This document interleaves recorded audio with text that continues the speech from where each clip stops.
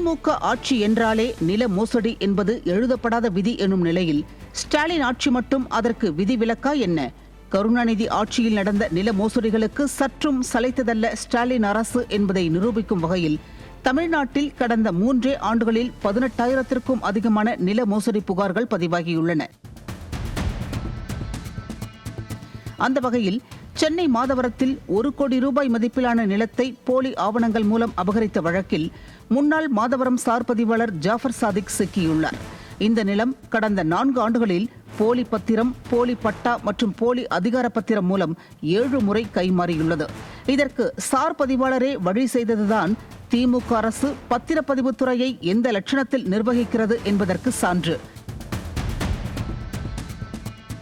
திமுக ஆட்சிக்கு வந்த பிறகு சென்னை, கோவை, திருச்சி, மதுரை என எங்கும் போலி பட்டா, போலி பத்திரம், போலி வாரிசு சான்றிதழ் மோசடிகள் பெருகியுள்ளன.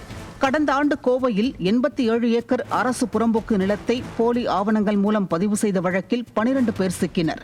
சென்னை அண்ணா நகரில் 42 கோடி ரூபாய் மதிப்பிலான 42 மனைகளை ஒரே நாளில் போலி ஆவணங்களால் மாற்றிய வழக்கு இன்னும் நிலுவையில் உள்ளது. இப்படி பதிவுத்துறையே மோசடிக்கு உடந்தையாக இருந்தால் எங்கள் சொத்தை எப்படி பாதுகாக்க முடியும் என கேட்கிறார்கள் மக்கள். கொள்ளையர்களிடமிருந்து நகை, பணத்தை பாதுகாப்பது போல திமுகவிடமிருந்து நிலத்தை பாதுகாப்பதும் பெரும் சவாலாக இருப்பதாக சாடுகிறார்கள். நில அபகரிப்பில் பெரும் மோசடி சாம்ராஜ்யம் நடத்தி வரும் ஸ்டாலின் அரசு மீண்டும் தப்பித்தவறியேனும் ஆட்சிக்கு வருமானால் தமிழ்நாடே திமுக நில கொள்ளையர்களின் கைகளில்தான் இருக்கும் என்கிறார்கள் பத்திரப்பதிவு துறையில் நடக்கும் நில மோசடிகள் குறித்து விபரம் அறிந்தவர்கள். திமுகவை ஆட்சியிலிருந்து விரட்டுவோம், நம் நிலங்களை காப்போம்.